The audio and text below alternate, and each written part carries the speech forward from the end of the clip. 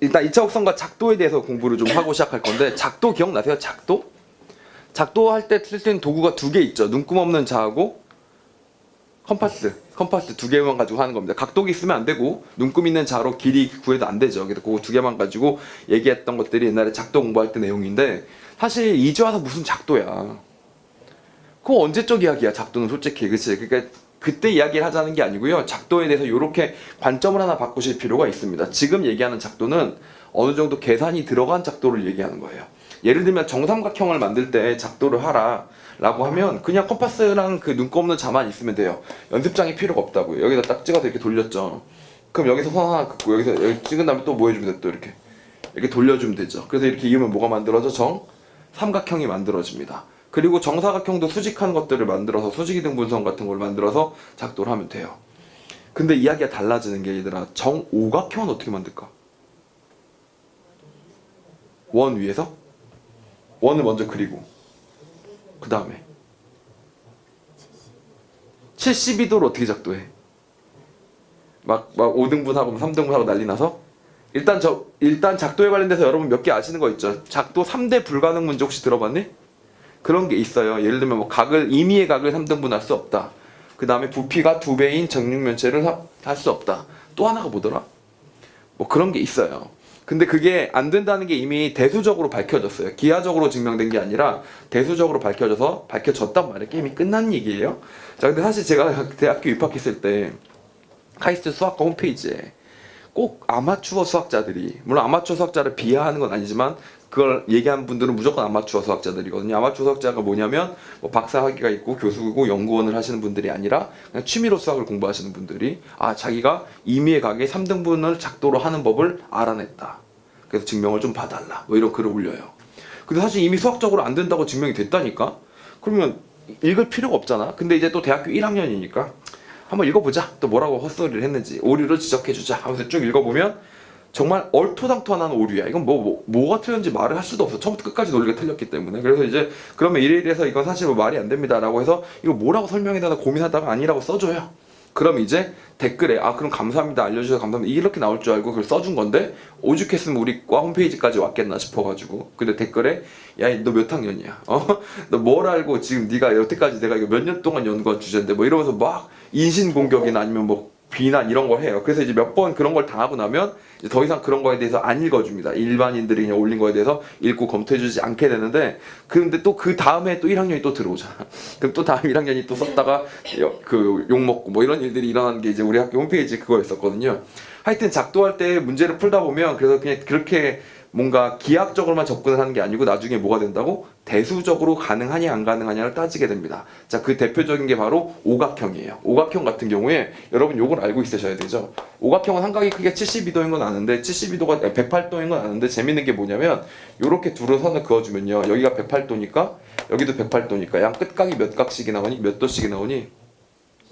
36도가 나와야 맞겠죠. 근데 36도를 하다 보니까 여기가 어떻게 됐어요? 다시 3등분이 되면서 다시 36도가 된 겁니다. 자, 그리고 여기가 72도일 거 아니에요. 그러면 얘를 다시 2등분하면 뭐가 된다고? 또 36과 36이 돼서 72와 72가 또 나오게 돼요. 여기서 재밌는 게 뭐냐면 이 닮음이 발견되죠.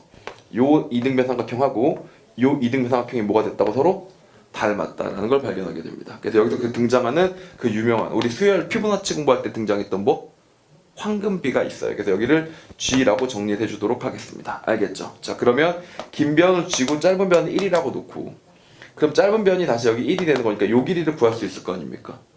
이해가십니까? 근데 요 길이가 재밌는 게, 이 길이가 1이니까 이 길이도 마찬가지로 1이고, 그럼 요 길이도 1이고, 그럼 요 길이는 뭐예요? 요 길이는 G 빼기 1이죠. G 빼기 1이에요. 알겠죠? 그러다 보니까 사실 값은 G 빼기 1이라는 값이 나오게 된다. 이렇게 보시면 됩니다. 그래서 G를 구하시면 G제곱 마이너스 G 마이너스 1은 0 이렇게 만들어지기 때문에, 따라서 G가 얼마가 나와요?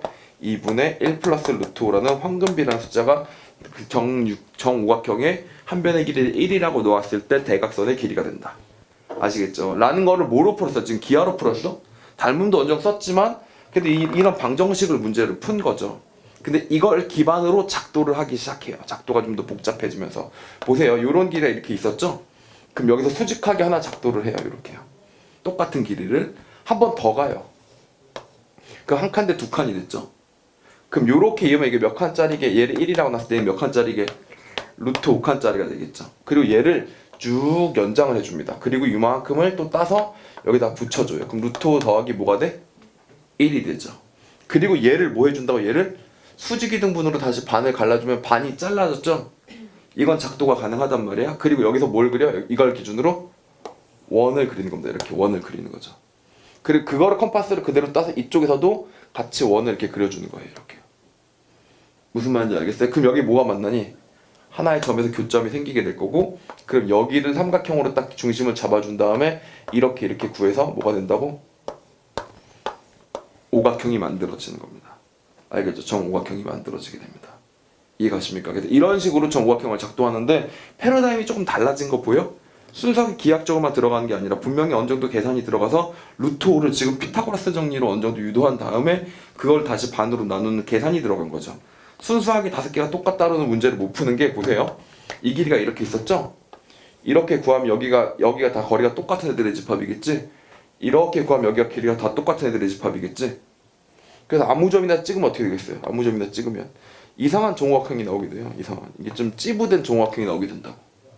알겠죠? 그러니까 얘가 얼마든지 이렇게 찌그러져도 되고 서로 5개가 똑같으면서 정오각형이 아닌 모양들은 분명히 있어요. 길이 5개는 다 같은데 이어갔더니 모양이 정오각형이 아닌 거야. 그런 경우들은 얼마든지 나올 수가 있기 때문에 기하학적으로는 풀 수가 없으니까 뭘 했다고 이제? 이런 숫자가 들어갔다라고 보시면 됩니다.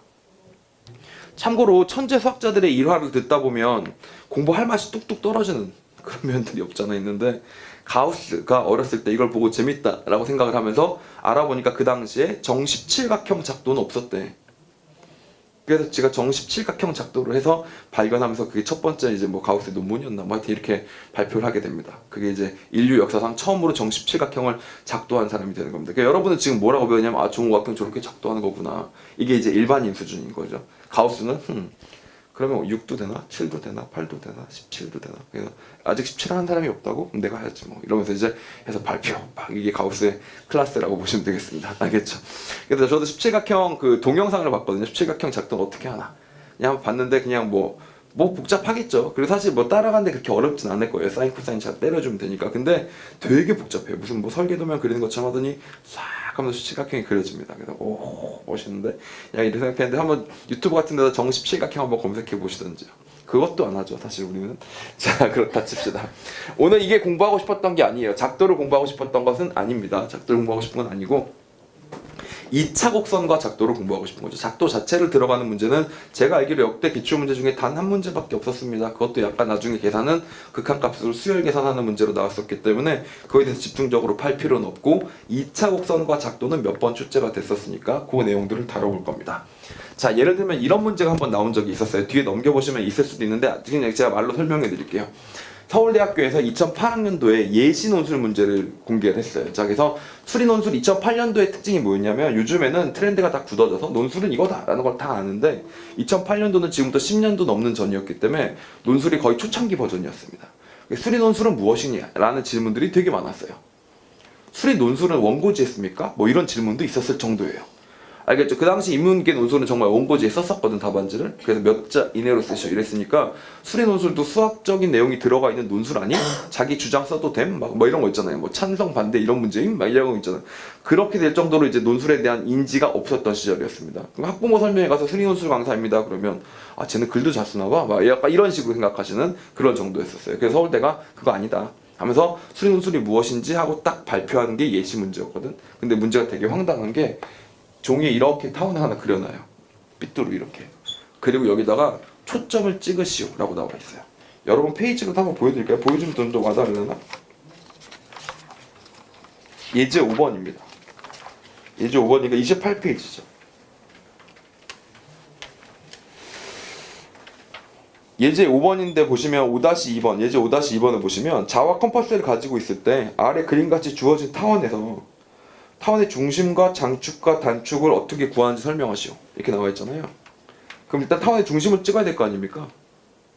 그래서 학생들이 타원의 중심은 어떻게 구하냐면은 얘를 반으로 가르면 이러면서 이렇게 쭉 가운데 자를 대고 긋고 반으로 가르는 자리를 긋고 다시 이렇게 대칭되게 반으로 긋는 자를 한 대고 그으면 여기를 중심이다 라고 답을 쓴 거예요.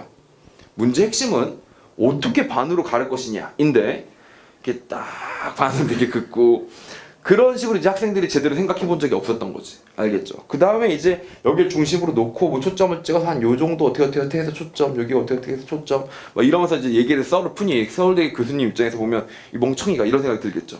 이거 보시면 알겠지만 타원이 약간 이렇게 삐뚤어 돼 있잖아요. 왜 그랬겠어요? 이건 내가 아무렇게나 그린 타원이다를 보여주고 싶었던 거예요. 그러니까 그게 제대로 반을 가를 수가 없다. 어떻게 해야 반을 가를 수가 있느냐부터 시작을 했었어야 되는데 학생들에 대한 작도에 대한 개념들이 없으니까 그게 힘들었던 거죠. 근데 보통 작도는 타원보다는 포물선이 더 쉬워요. 그래서 포물선으로 설명을 드리도록 하고 타원은 제가 방법만 알려드리도록 할게요. 왜냐하면 계산이 되게 더러워서 사실 원리는 똑같은데 계산이 굳이 들어서 서울대급의 문제를 풀 필요는 없을 것 같아서 포물선 가지고 얘기를 해보도록 하겠습니다. 2차 곡선과 작도 중에서 포물선 가지고요. 그리고 이 작도란 내용들을 알아놓으시면 여러분들이 뭐 2차 곡선 문제를 계산하는 푸는 수능형 문제를 풀 때도 유용한 계산 팁들이 존재하니까 꼭 이런 것들도 같이 알아놓으시면 좋겠죠. 자, 이렇게 포물선이 이렇게 있었습니다. 그래서 이 녀석을 편의상 y제곱은 4px라고 우리 마음대로 긋자, 부르자.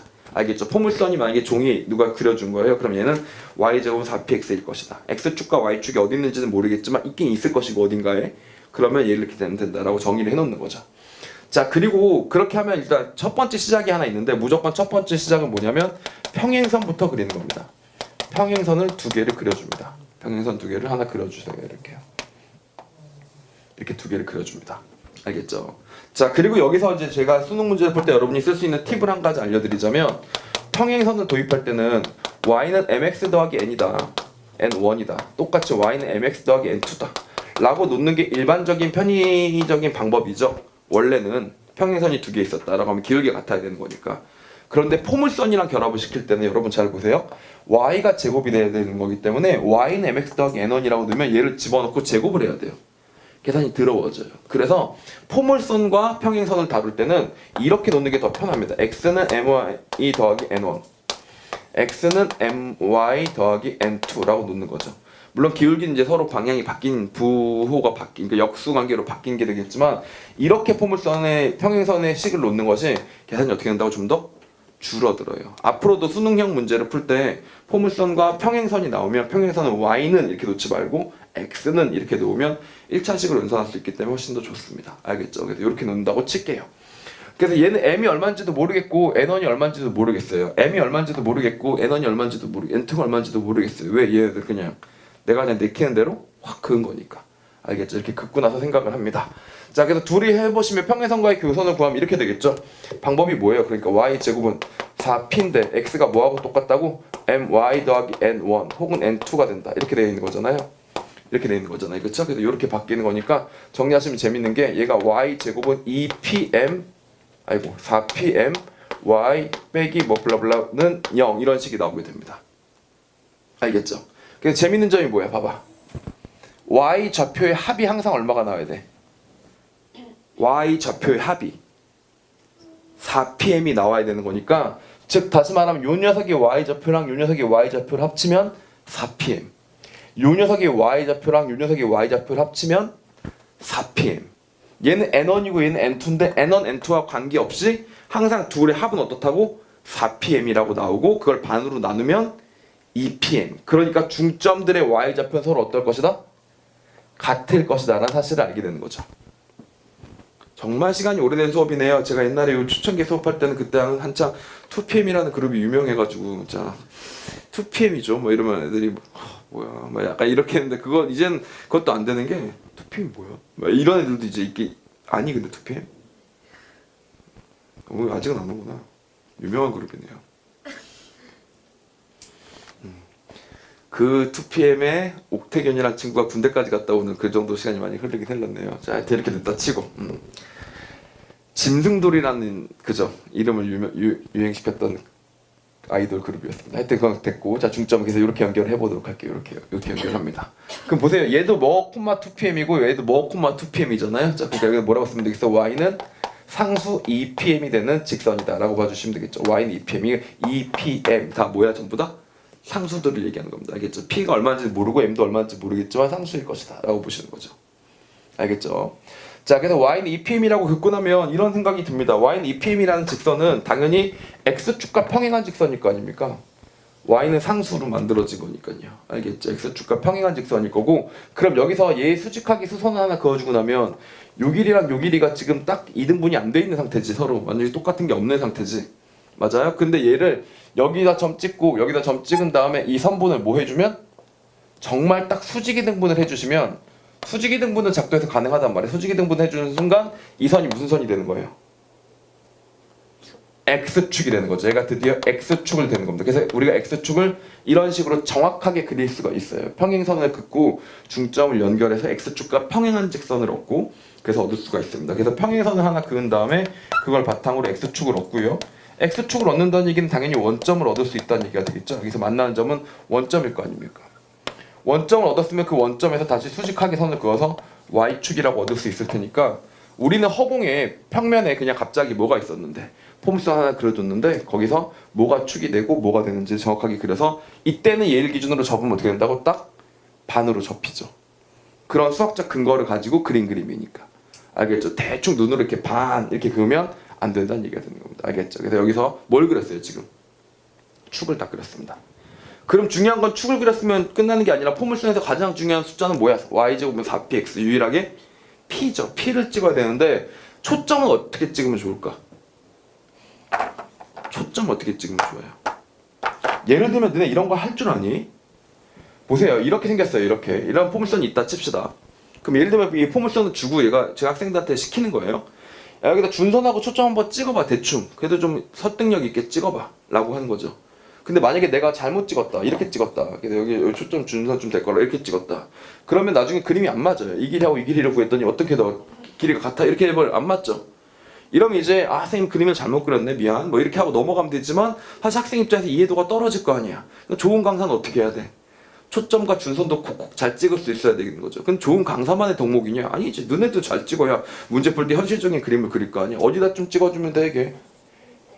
네, 1대2 되는 점에 찍어주면 됩니다. K, 2K 되는 점 중에 찍어주면 돼. 한 이 정도 되는 점은 찍어주고 반대쪽에 가서 여기다 준선을 그려주시면 됩니다. 그러면 이 길이 이 길이도 같고요. 이 길이 이 길이도 같아져요. 알겠죠? 1대2 좀 되는데 그게 무슨 말이냐? 여러분이 역시 또 수능 문제를 풀 때 팁으로서 하나 알고 가셔야 되는 것 중에 한 가지가, y제곱은 4px 위에 있는 점은 0,0도 있지만 꼭 기억하셔야 되는 점이 하나 더 있어요. 몇 콤마 몇이 무조건 들어가 있다고? p,2p가 들어가 있습니다. 이걸 꼭 반드시 기억해 놓으세요. 유용합니다. 알겠죠? 수능 문제를 풀 때도 유용하고 그리고 그림을 그릴 때도 유용하니까 p,2p를 찍는다는 것을 아셔야 됩니다. 알겠죠? 팁으로 꼭 하나 또 알아놓도록 하겠습니다. 자, 그러면 p,2p를 찍으려면 어떻게 해주면 되느냐? 이건 되게 쉬워요. 아무렇게 하나 그으면 됩니다. 한 칸 가요. 그 다음 그 위로 거꾸로 한 칸 가요. 또 그 위로 또 한 칸 갑니다. 그럼 얘는 내 맘대로 한 칸 간 거기 때문에 얘는 그냥 임의의 k, 2k가 되는 겁니다. k가 얼마인지는 모르겠어요. 알겠죠? 근데 k, 2k랑 y 꼴 x 원점 연결하면 어떻게 되겠어요? 지난 점이 생기겠죠. 그럼 얘는 무조건 무슨 점이야? 몇 콤마 몇이야? 얘가 바로 p,2p가 됩니다. p,2p가 될 것이고, 그럼 여기서 수선의 발을 내리시면 여기가 바로 p,0이 되는 겁니다. 알겠죠? 그리고 반대로 넘어가서 뭐가 돼요? 여기에 준선이 생기게 되겠죠. 여기까지 이해 가십니까? 이렇게 하면 뭘 할 수 있다고? x축, y축, 그리고 초점과 준선까지. 하나 더 해볼까요? 하나 더 해봅시다. 접선 어떻게 그려요? 여기서의 접선. 또 이지랄 하면 안 됩니다. 자, 딱 대고 이렇게 이렇게 하면 안 돼. 이거 접선 그리는 게 아니에요. 알겠죠? 요렇게 내리는 거죠. 이렇게 내리는, 수선의 발 내리는 거죠. 그럼 이 길이가 뭐가 나와? x1이라고 나올 거예요. 그럼 얘를 어디로 간다고? 대칭적으로 넘겨주는 거야. 자, 그러면 여기도 점이 찍히겠지? 여긴 마이너스 x1, 0이 되는 점이 되는 거죠. 이렇게. 그럼 얘하고 둘을 어떻게 해준다고? 둘을 연결해주면 됩니다. 알겠죠?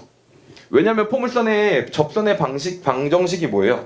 접선의 방정식을 구하면 y1, y는 2p x 더하기 x1 이렇게 설명이 되기 때문에 얘는 항상 어디를 지난다고? 마이너스 x1, 0을 지날 수밖에 없습니다. 그래서 그 점을 찍고 연결해주면 접선의 방정식이 되는 거예요. 이런 식으로 포물선 하나만 주면 나는 무조건 초점, 준선, x축, y축, 접선 다 그릴 수 있는 거죠. 작도만 가능할 수 있다면. 그렇죠? 이게 이제 2차 곡선과 작도에 관련된 문제라고 보시면 되고, 이걸 바탕으로 서울대학교 타원 문제도 사실 이걸 배운 친구들은 스스로 응용할 수 있게끔 문제가 출제가 됐었었는데, 자, 여기서 여러분이 내 수업을 잘 듣고 있는지 안 듣고 있는지 한번 확인해 봅시다. 예제 5번을 미리 땡겨서 지금 얘기하는 셈이죠. 예제 5번은 잠깐 볼 텐데. 타원이 이렇게 있었다. 자, 오늘 수업 여러분이 잘 따라오고 있는지 한번 확인합시다. 타원이 있었다. 만약에 여러분이 만에 하나 이제 서울대학교 논술을 치러 간 거예요. 요즘에 사라졌죠. 서울대 논술과 고려대 논술은 사라져버린 지 오래지만 하여튼 여러분이 서울대 논술을 치러 갔어요. 11년 전으로 돌아가가지고. 근데 5-2번이 나왔어요. 자와 컴퍼스가 있어요. 그럼 첫 번째 여러분 뭐 할 거예요? 무조건 뭘 그을 거예요? 저기 뭘 그어놨어요 보니까? 평행선을 그어놨죠. 이거요. 오늘 수업의 주제가 뭐라고? 야, 너네가 어떻게 이 수많은 2차 곡선의 성질과 접근법을 다 외우겠니? 다른 걸 하나 배우면 그걸 보고 비슷하게 하는 거예요. 이렇게요. 알겠죠? 케바케로 다 기억하는 얘기가 아니라니까요. 그럼 일단 이게 나오면 뭔지 모르겠고 일단 평행선을 긋는 거예요. 평행선을. 알겠죠? 왜? 쟤 뭐로 시작했어? 평행선으로 시작했다 이거예요. 그냥 이렇게 하는 거예요. 이런 능력을 기르라고요. 모르겠으면 했던 거 비슷하게라도 하라고요. 그러면 풀린다고요. 당연히 궁극적으로는 여러분이 지금 내가 수업한 모든 내용을 통째로 외워가지고 다 머릿속에 넣어놓고 있는 게 제일 좋지. 안 될 거라고. 핵심만 기억해 놓으세요. 그러면 이제 확장을 시키면 되지 않습니까? 근데 이때는 문제가 어려웠던 게 누가 서울대 아니랄까봐 여러분 이거 한번 직관적으로 한번 해보세요. 여기 중점 찍고요. 여기 중점 찍으면 중점들이 있잖아요. 그럼 중점끼리 연결하면 이 선이 뭐가 될 것 같니? 왠지 어떤 성질이 있을 것 같니? 느낌에. 얘가 뭐 초점을 지난다 뭐 이럴 수도 있잖아요. 초점을 지나진 않고요. 어디를 지날 것 같아? 그냥 느낌에. 근데 중심을 지나요. 여기 중심을 얘가 원점을 지난 직선이 나오게 됩니다. 근데 그거를 계산으로 확인하는 게 지금 방금 같은 경우는 여기가 항상 일정해서 되게 쉬웠잖아요. 요 팀만 활용하면 되게 쉽게 할 수 있는 거였잖아요. 근데 타원 같은 경우는 계산이 조금 복잡해요. 그래서 굳이 그걸 할 필요는 없을 것 같고 서울대가 아니고서는 못 낼 것 같고. 알겠죠? 우리의 목표는 서성한 반 중에서 서강대가 서지 서울대에서가 아니거든. 그러니까 안 합니다. 알겠죠? 이렇게 정리하시면 되고 그럼 얘가 원점을 지난다는 거 알면 뭐 해주면 되겠어요? 하나 더 긋는 거죠. 아무렇게 평행선 하나 더 그어요. 그럼 또 중점들이 나올 거 아닙니까? 중점들끼리 연결하면 뭐가 나온다고? 여기가 뭐가 돼요? 여기가? 중심이 나오기 시작하는 거죠. 그러면서 시작이 되는 겁니다. 그러면 타원의 중심을 찍을 수 있다. 그러므로 타원의 중심을 찍으려면 어떻게 해야 돼? 평행선 두 쌍을 그어가지고 중점끼리 연결해서 만나야 되고 왜 걔가 원점인지를 수식적으로 설명을 구구절절하게 했었어야 5-2번은 제대로 푸는 건데 그 당시 학생들은 요렇게 자를 잘 대서 대칭적으로 긋는다. 이쪽도 긋는다. 이지랄 떠니까 출제한 사람 입장에서 보면 이 새끼는 뭐 수학이 1도 모르네 이렇게 되는 거죠. 무슨 말인지 아시겠죠? 자, 그래서 썼습니다. 자, 그럼 쌤 그 다음에 마지막 마무리 수습은 어떻게 해요? 이때는 어떻게 하시면 되냐면 이런 건 가능해요. 원을 너무 작게 그리면 타원하고 안 만나고요. 원을 너무 크게 그려도 타원하고 안 만나니까 타원하고 4개의 점이 만날 수 있도록 원을 그립니다. 애매하게요. 근데 이런 건 애매하게 말해도 돼요. 너무 크면 안 되고 너무 작으면 안 되니까 요 정도로 그린다. 이거 가능해 안 가능해? 가능해요. 얼마로 그리라가 아니라 요 정도 그린다는 가능하잖아요. 그래서 그 정도로 그려서 그리시면 됩니다. 그래서 여기서 똑같이 요렇게 그려줬어요. 요렇게 원을 그려줍니다. 요렇게 반전기 원이 그려진 거죠. 그리고 교점 4개를 연결하면 여러분 제가 그림을 잘 그렸는지 못 그렸는지를 이걸 통해서 확인할 수 있을 텐데 무슨 사각형이 나올까요? 네, 이게 직사각형이 나와야 된다 이런 얘기였고요. 이 직사각형의 각 몰들을 각 변들을 수직이 등분을 해주면 이게 각각 뭐가 된다고? 네, 망했네요. Y축과 X축 같은 것들이 만들어지면서 기준이 될 것이다 이렇게 보시면 되겠죠. 그러면 이 길이가 A인 것도 알고 요 길이가 B인 것도 아니까 그걸 바탕으로 초점도 찍을 수 있고 초점 찍으면 또 접선 그릴 수 있고 그러면서 해결이 되는 문제가 5-2번 문제였었다라고 보시면 됩니다. 여기까지 무슨 말인지 알겠죠? 자, 요런 것들이 바로 뭐였다? 2차 곡선과 작도에 관련된 문제였었다라는 겁니다. 오케이? 앞으로 돌아가서 다시 예제 1번부터 문제를 다시 풀어보도록 하겠습니다.